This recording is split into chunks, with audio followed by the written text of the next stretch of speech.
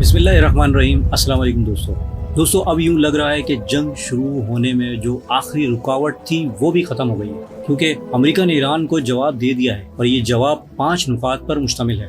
दोस्तों, अमेरिका ने ईरान से कहा है कि तुमने जो मुतालबात हमें दिए थे अब हमारे मुतालबात भी सुन लो। पहला मुतालबा हमारा ये है कि 400 किलोग्राम यूरेनियम अमेरिका के हवाले करो, यानी जो कुछ तुम्हारे पास है उसे हमारे हवाले समझो। दूसरा मुतालबा ये है कि तुम्हें जो नुकसान हुआ है और तुम जो अरबों डॉलर का हर्जाने का मुतालबा कर रहे हो, इसमें से तुम्हें $1 भी नहीं मिलेगा। $1 तो क्या, 1 सेंट भी नहीं मिलेगा, यानी किसी सूरत में तुम्हें हर्जाना नहीं दिया जाएगा। तीसरी शर्त यह है कि बाकी तमाम न्यूक्लियर तंसीबात भी तबाह की जाएंगी। जो तुम्हारी तंसीबात है उन्हें हम तबाह करेंगे और जो कुछ बाकी रहेगा उसे भी ख़त्म किया जाएगा।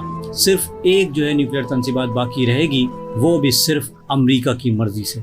चौथी शर्त में कहा गया है कि ईरान के जो भी असासे मुंजमद किए गए हैं इनमें से भी तुम्हें $1 वापस नहीं मिलेगा।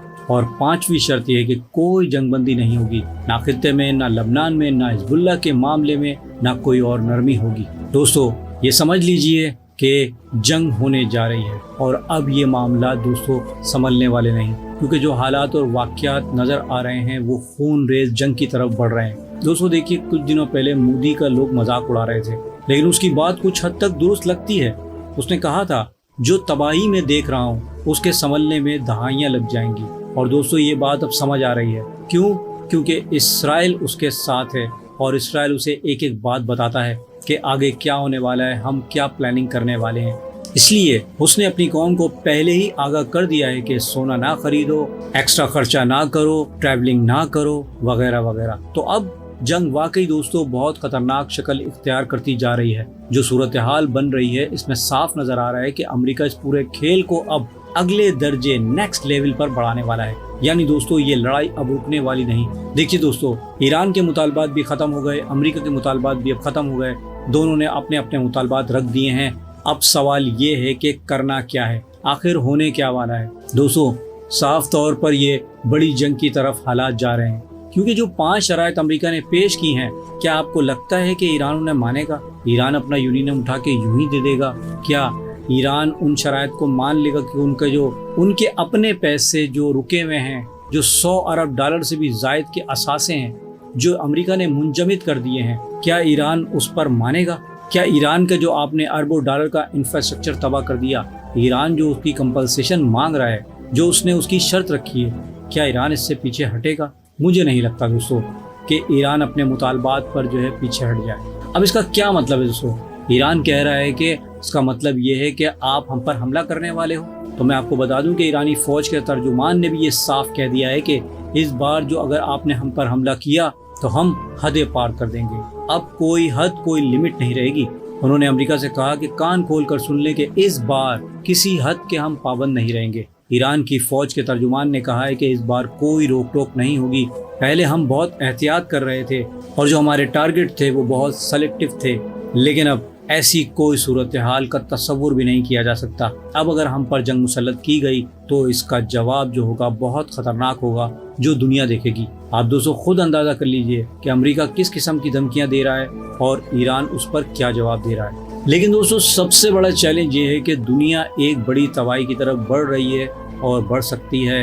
यानी ऐसा महसूस हो रहा है जैसे आखिरी जंग की तरफ कदम बढ़ रहा है। मैं ऐसा क्यों कह रहा हूँ दोस्तों? असल में दोस्तों मामला इस नहज पर आ गया है कि इसके बाद सबसे बड़ी तबाही आ सकती है। और आज एक और अहम पेशरफ्त ये हुई है कि ईरान के स्पीकर कालिबाफ को चीन के लिए ईरान का खुसूसी सफ़ीर मुकर्रर कर दिया गया है। ये हुक्म मुश्तबा खामनाई की तरफ से आया है।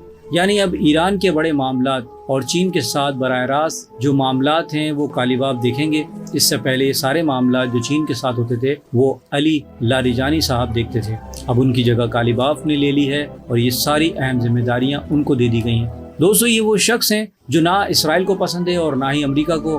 और ये बात दोस्तों हमें याद रखनी चाहिए कि चीन ईरान का सबसे बड़ा तिजारती शराकतदार है और दोनों के दरमियान 25 साला स्ट्रेटेजिक ताउन के मंसूबे भी मौजूद हैं।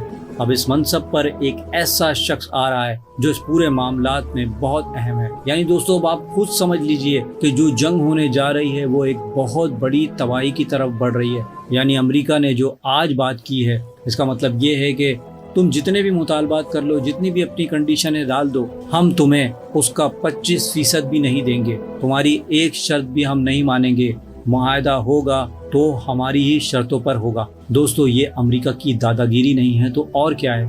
دوستو ذرا ایران کے مطالبات بھی دیکھ لیجئے۔ ایران نے کہا تھا جنگ بند کرو، پابندیاں ختم کرو، اثاثے واپس کرو، ہر جانا دو، اور پھر ہماری خود مختاری یعنی جو آبنائے حرمس پہ ہماری خود مختاری ہے اسے تم تسلیم کرو۔